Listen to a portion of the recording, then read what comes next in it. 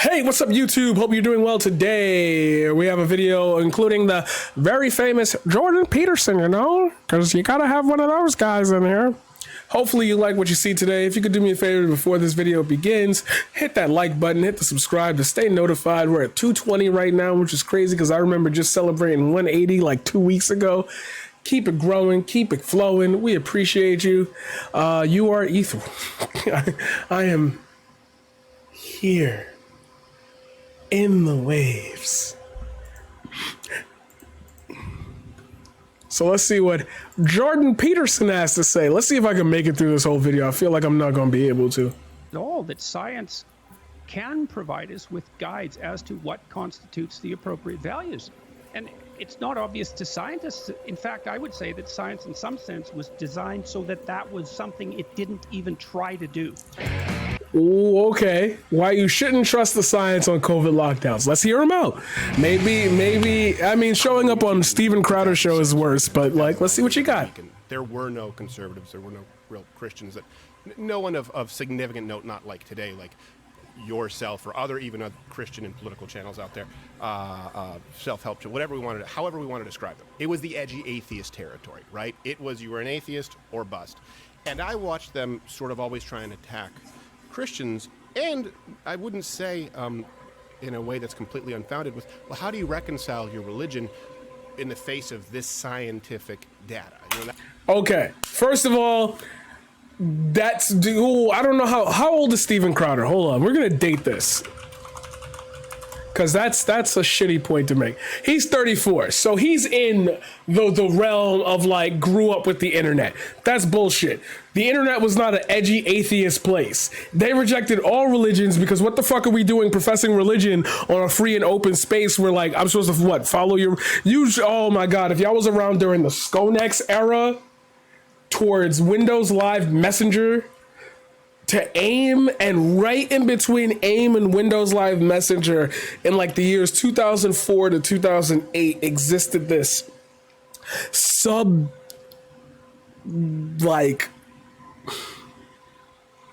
there was just this underground of boiling, like I can be free to express myself without the need of like thinking God's watching me. And like people would come on there on websites and be like DeviantArt. Oh my God, how could you draw this? This is so against the faith or whatever. It's like, bro, it's the internet. Like it will happen here. Like bodies get sold on the internet. The fuck are you talking about? And that's what they would often be arguing, or the evolution argument was very big back then. Whereas now, I see it on the flip side where, especially in this sort of era of COVID, where like you're talking about, in muddying the lines, sometimes science has tried to insert itself and almost replace religion.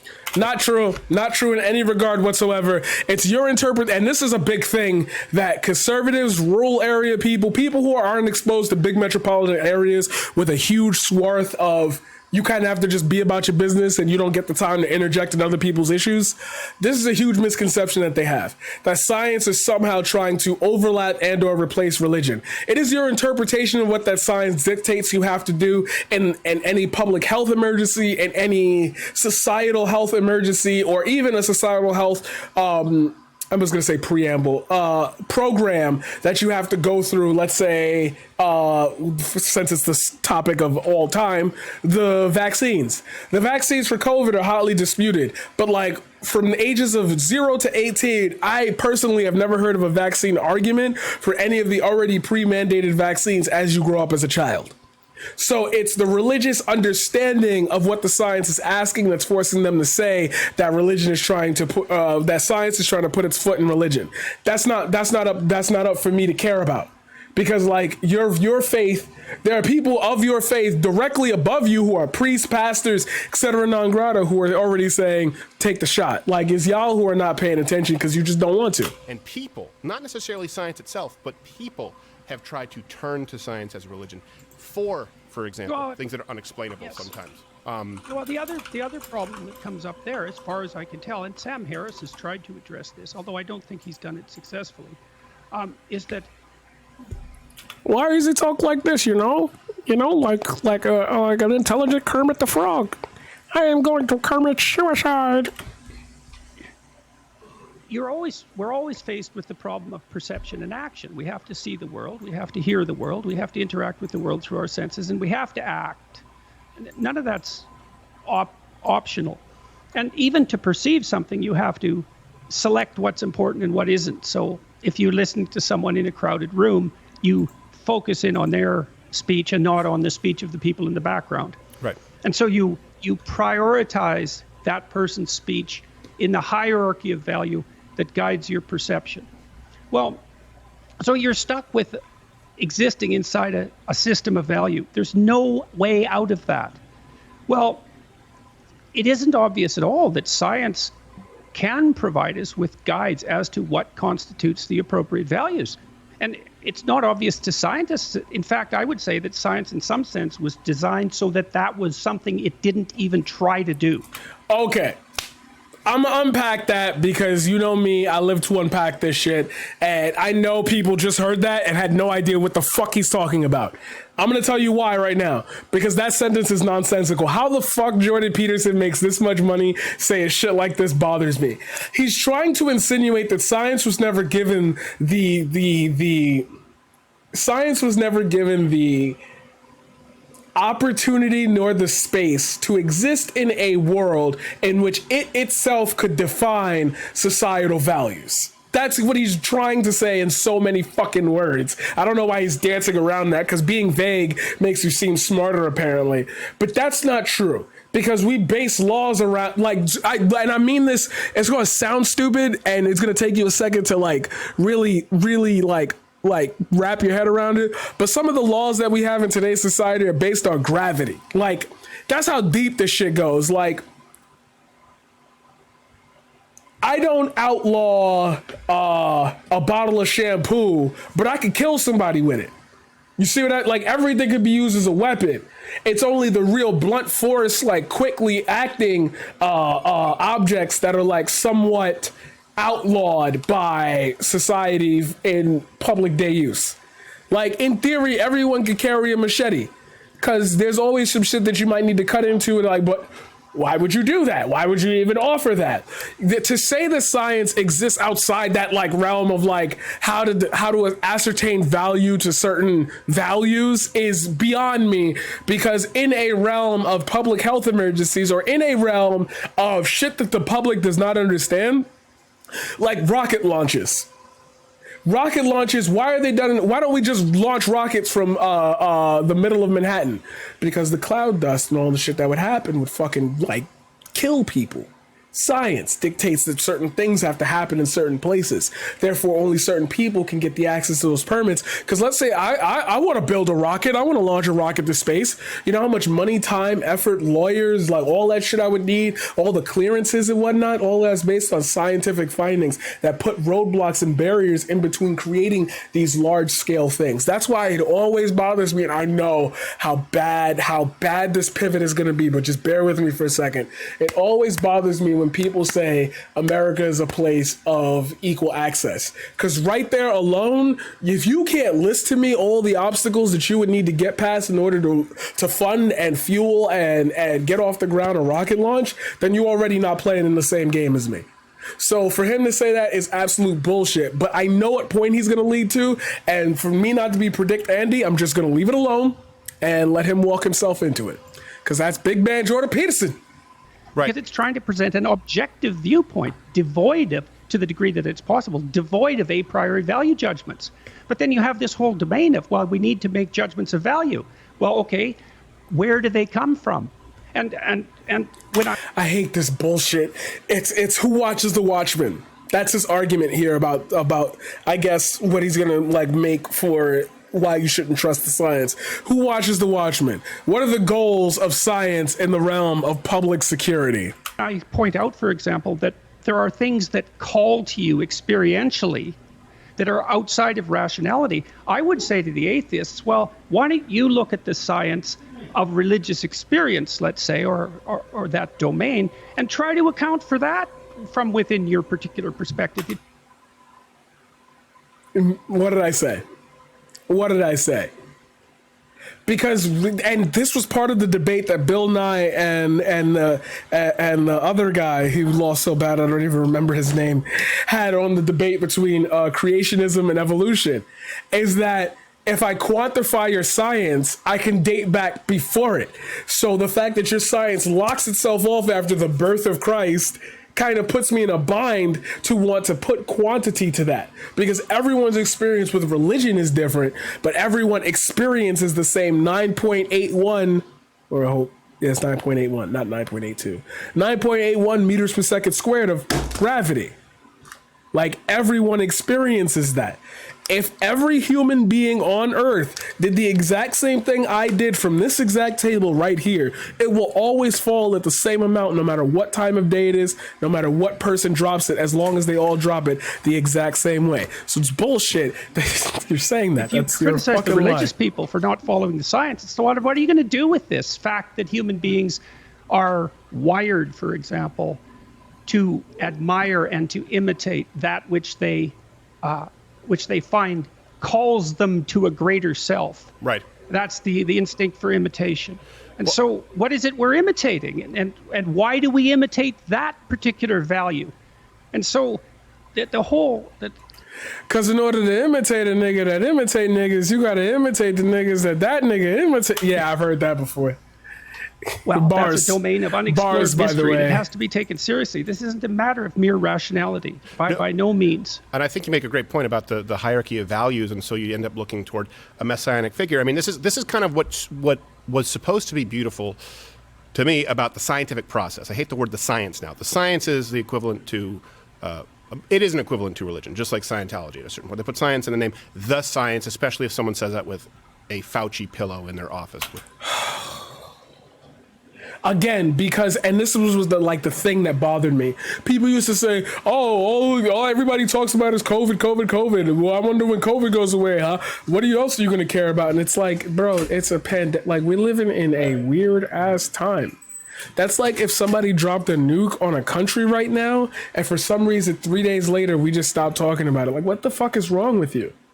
Trust the science is not the biblical figure representation of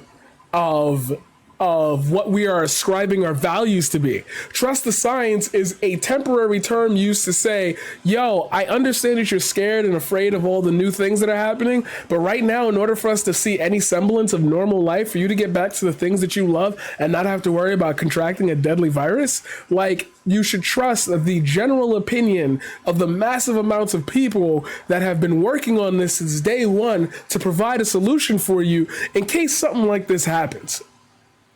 But for a lot of people, trust the science also means I either don't know or won't sit here to explain all the nuances of the questions that you have because I might mess up. You might get into an argument with me. I don't feel like trying to change your mind. Which Governor Whitmer did of my wonderful home state of Michigan. Science, what was beautiful about it is that it wasn't determined by consensus. Bro, if you bring up Governor Whitmer without bringing up the fucking kidnapping plot, like you said, that was by design. It was determined by truth. It didn't necessitate, and as a matter of fact, it rejected people saying, this is the right science because of consensus. No. If the consensus is the world is flat, but it's wrong, the science says that you're wrong. And now we're at this point where... Okay, but then again, that's the growth of science. The consensus was that the earth was flat. They were wrong. And look at how the consensus never beat out the people who still think the earth is flat. So if I tell them to trust the science, their scientific point view is different than mine, which is what he was trying to say, which doesn't agree with what he was trying to say because we don't ascribe value to things that are debatable. But if I'm watching you literally die from a virus where you could have gotten something that could have saved you, then the debate isn't on whether or not me or you are right or wrong. The debate is, let's see what happens. Now it's up in the air. And a lot of people don't want people's lives to just be up in the air. How easy is this to wrap around? It's almost like they had the thread together. And I can see why people get sucked into a rabbit hole watching this. Because if I didn't notice it better, I would have said, that makes sense. Yeah, trust the science. Yeah, oh. But you gotta read between the lines. That's why they talk so vague, so they can fill in their little gaps, and you won't be able to see the cracks. people don't even understand they're making these same religious judgments and saying, when we say trust the science, we're saying Fauci. Well, hold on a second. What about when Fauci goes against the World Health Organization? What about when the World Health Organization doesn't actually correspond with the CDC? What about the fact that you have other scientists at the time, for example, who've come out and said Fauci was wrong while he was talking about the fact that if you lived in a home with a parent who had AIDS, you could catch it from a cereal box. This is all on the record. You had all kinds of other scientists who were more qualified who said, this is not the guy, and people, in not understanding that they've made this value judgment, have said, no, I've decided he's the guy. And No, false. They didn't make that value judgment. They made that judgment because Trump was an idiot and everybody around him was an idiot. So he appeared to be the smartest in the room. And most people generally gravitated. That's why the Fauci Cuomo joke was so powerful and rampant. Because anybody who spoke out against the thing and was trying to do their best or make their best moves all appeared great. And that we're still dealing with the fallout of that. Yes, Fauci got a lot of shit wrong. I don't expect scientists to always be correct. I expect them to make the best judgment at the time given with the safest option possible.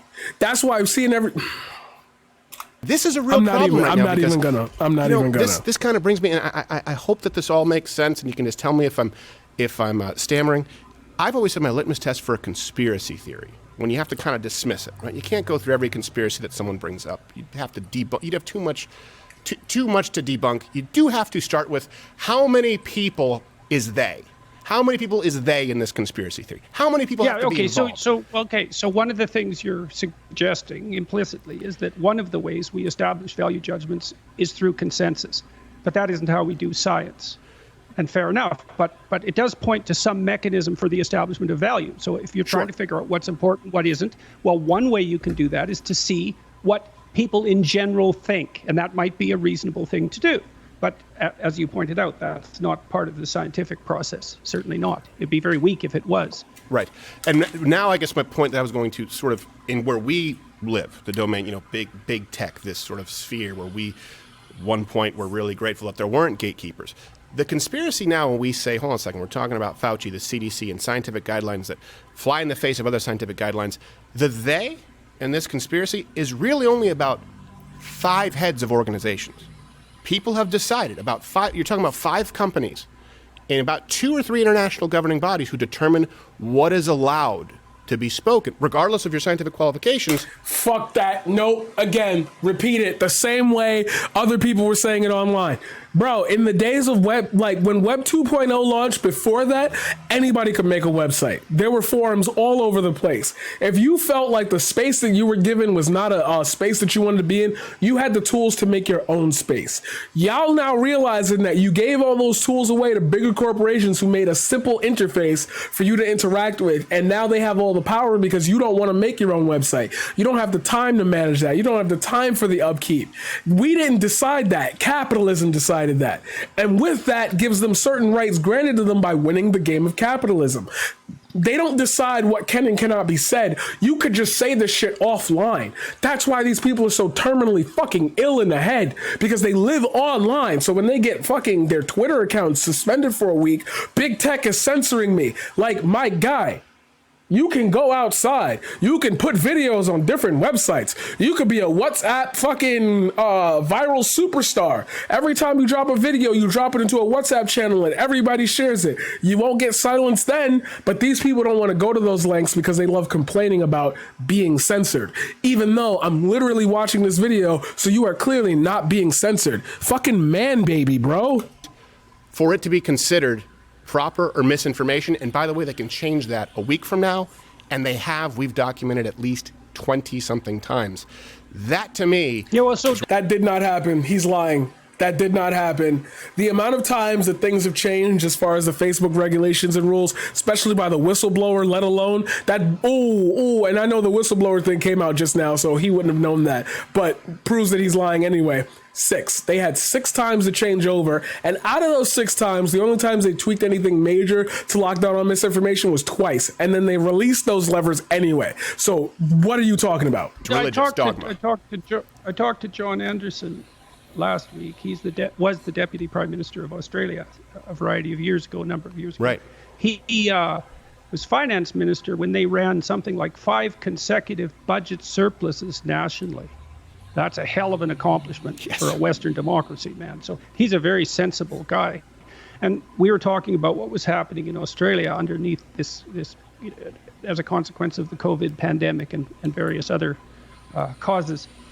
And his point essentially too was that, well, because politicians in some sense are abdicating their responsibility, we're forcing medical people to make what are essentially political decisions.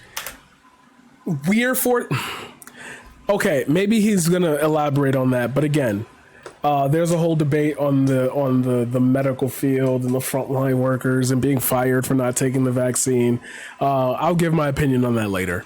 And so, just as much of the much of the problems that beset us politically are a consequence of the bleeding over of religious concerns into the political domain, we now have bleeding over of the scientific concerns into the political domain because politicians are using these experts as proxies for their own particular, for pushing forward their own particular ideological positions.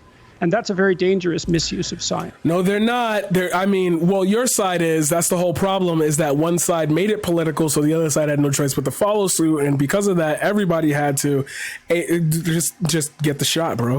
So you see that in the climate change discussion too, where the insistence is, well, here's the problem, and this is the magnitude of the problem, and it's a moral issue. And you have to accept that, or you're not a good person, or you're ignorant, or you're malevolent. You're a bad person fundamentally.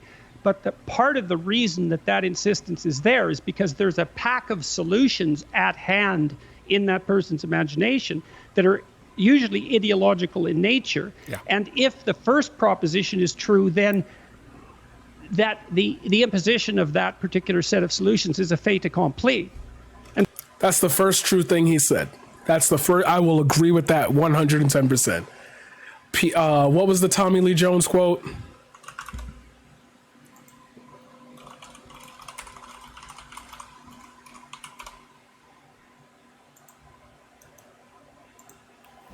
Humans, for the most part, don't have a clue. They don't want one or need one either. They're happy. They think they have a good bead on things.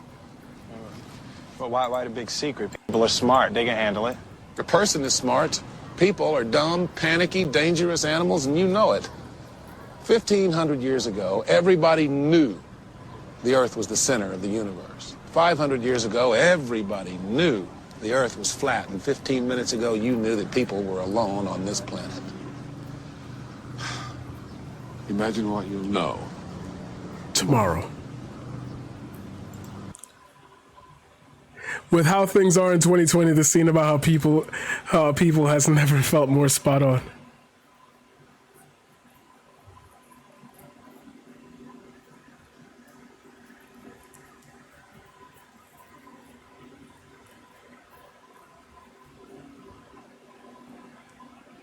And how people will cling to what they know despite anything new because they would probably try to ignore it rather than incorporate it into their worldview. Knowledge can be strength, but most of what counts for knowledge is actually willing ignorance. Yep. And so not examining that is extraordinarily dangerous because if you have that ideological set of solutions, then you're going to be extraordinarily tempted to co-opt the force of the scientific endeavor as a justification for your political ambitions. It's very difficult for people to separate those sorts of things out. Like I believe personally, I believe this, is that it's very, very probable to me that massive solutions to the climate change problem, like global scale solutions, even national scale solutions, are going to cause far more trouble than the problem itself will cause. I really believe that. Okay, so the Earth will die, or like people will hate each other. Cool, dope. Well then.